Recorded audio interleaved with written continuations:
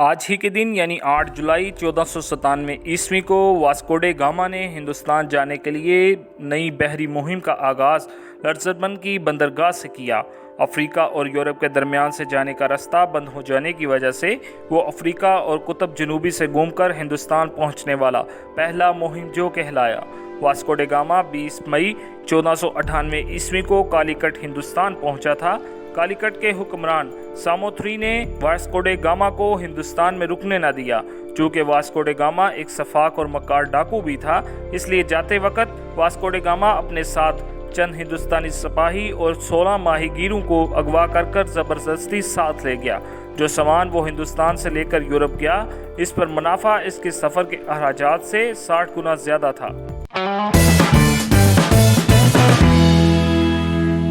آج ہی کے دن 1928 عیسوی میں بلخ شیر مزاری کی پیدائش ہوئی۔ بلخ شیر مزاری پاکستان کے مشہور سیاستدان اور سابق نگران وزیر اعظم ہیں۔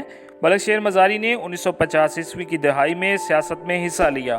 1951 عیسوی کو ڈسٹرکٹ بورڈ ڈیرہ غازی خان کے چیئرمین منتخب ہوئے۔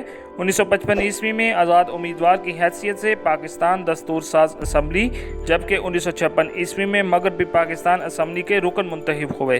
1973 عیسوی میں آزاد امیدوار کی حیثیت سے پنجاب صوبائی اسمبلی، جبکہ 1977 عیسوی میں پاکستان پیپلز پارٹی کے ٹکٹ پر قومی اسمبلی کے رکن منتخب ہوئے۔ تاہم پارٹی سے اختلافات کے بعد انہوں نے استعفیٰ دے دیا۔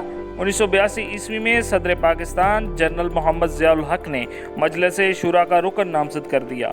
1985 عیسوی میں غیر جماعتی انتخابات میں قومی اسمبلی کے رکن منتخب ہوئے۔ اکتوبر 1990 عیسوی کو IJI کے ٹکٹ پر راجن پور سے قومی اسمبلی کے رکن منتخب ہوئے۔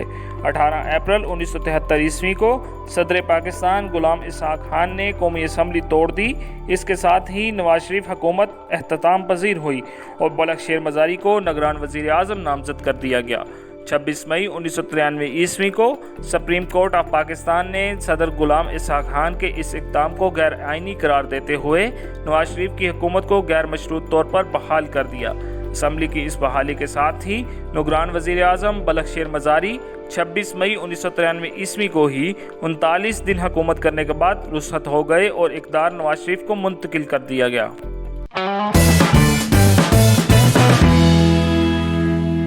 آج ہی کے دن 2016 عیسوی میں عبدالستار ایدھی کا انتقال ہوا۔ عبدالستار ایدھی خدمت خلق کے شعبہ میں پاکستان اور دنیا کی جانی مانی شخصیت تھے، جو پاکستان میں ایدھی فاؤنڈیشن کے تاحیات صدر رہے۔ آپ پیدائشی لیڈر تھے اور شروع سے ہی اپنے دوستوں کے چھوٹے چھوٹے کام اور کھیل تماشے پر حوصلہ افزائی کرتے تھے۔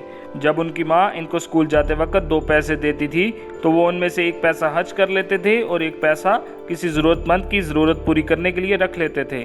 ہندوستان سے ہجرت کرنے کے بعد کراچی میں ایک ڈسپینسری کھولی۔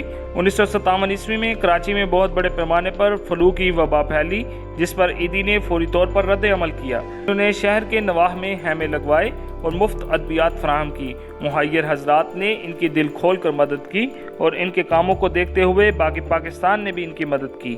امدادی رقم سے انہوں نے وہ پوری عمارت خرید لی جہاں ڈسپینسری تھی اور یہی ایدھی فاؤنڈیشن کا آغاز تھا۔ آج ایدھی فاؤنڈیشن کے پاس 600 سے زائد ایمبولینسیں ہیں جو ملک کے طول و عرض میں پھیلی ہوئی ہیں۔ کراچی اور اندرون سندھ میں امداد کے لیے عبدالستار ایدھی خود روانہ ہوتے تھے اور ایدھی فاؤنڈیشن کی حادثات پر رد عمل میں رفتار خدمات میونسپل کی خدمات سے کہیں زیادہ بہتر اور تیز ہیں۔ ایدھی فاؤنڈیشن نے صرف پاکستان میں نہیں بلکہ بین الاقوامی سطح پر بھی ترقی کی ہے۔ اسلامی دنیا میں ایدھی فاؤنڈیشن ہر مصیبت اور مشکل وقت میں اہم کردار ادا کرتی ہے۔ 1997 عیسوی میں Guinness book of world record کے مطابق ایدھی فاؤنڈیشن کی ایمبولینس سروس دنیا کے سب سے بڑی فلاحی ایمبولینس سروس ہے۔ ایدھی بذات خود بغیر چھٹی کیے طویل ترین عرصہ تک کام کرنے کے لیے عالمی ریکارڈ کے حامل ہیں اور ریکارڈ بننے کے بعد بھی انہوں نے چھٹی نہیں لی۔ 8 جولائی 2016 عیسوی کو عبدالستار ایدھی کا انتقال ہوا۔ آپ کے گردے کام کرنا چھوڑ گئے تھے۔ 88 سال کی عمر میں آپ انتقال کر گئے۔